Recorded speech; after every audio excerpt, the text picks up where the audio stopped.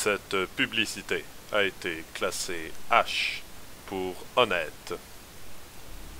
Un homme qui, non seulement est considéré le plus grand mathématicien sur la planète, mais possède également la chaise la plus intelligente au monde.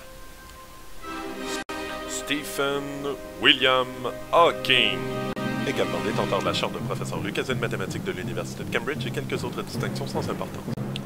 Cet homme a écrit un livre qui vous fera sentir ignorant et inutile tellement vous aurez l'impression d'avoir jeté votre potentiel à la poubelle durant toute votre vie. Une brève histoire du temps, du Big Bang au trou noir. Ce livre est en fait un résumé de l'histoire des sciences qui tente de répondre à la question suivante. Comment fonctionne l'univers?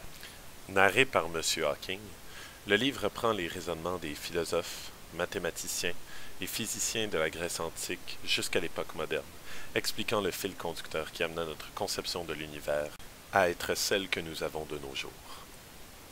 Ce qui rend le livre si intéressant pour n'importe quelle personne est qu'il ne contient aucune équation mathématique ou physique. Il ne repose que sur l'intuition pour expliquer les différents concepts, parfois avec des images très parlantes. Dans le cadre d'un cours au secondaire de physique ou d'univers social, ce livre peut posséder plusieurs aspects intéressants. 2 des 3 compétences disciplinaires sont directement touchées par un tel recueil. Il permet à l'aide d'activités de retour en groupe sur le livre de communiquer sur des questions de physique à l'aide des langages utilisés en sciences et en technologie, en plus de permettre de mettre à profit ses connaissances en physique. Une présentation peut être faite par les élèves sur une partie ou une autre de cet ouvrage par la suite. Comme dit précédemment, il est aisé de mettre ce livre en relation avec le domaine de l'univers social, en traçant une ligne du temps, en précisant quels moments de l'histoire auront été décisifs dans le développement de la science moderne, par exemple. Il est même possible d'intégrer le domaine des arts.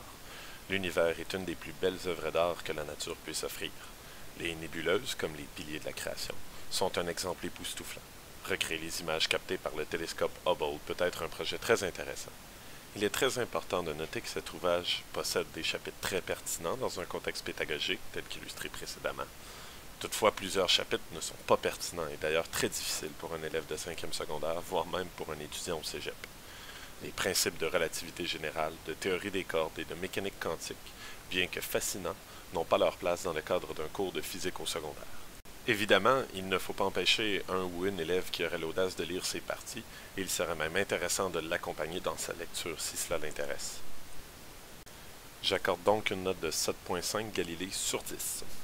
Bien que ce livre puisse être utilisé de diverses façons dans un cours au secondaire, la trop grande quantité de contenu scientifique peut s'avérer décourageante pour un ou une élève déjà trop peu motivé.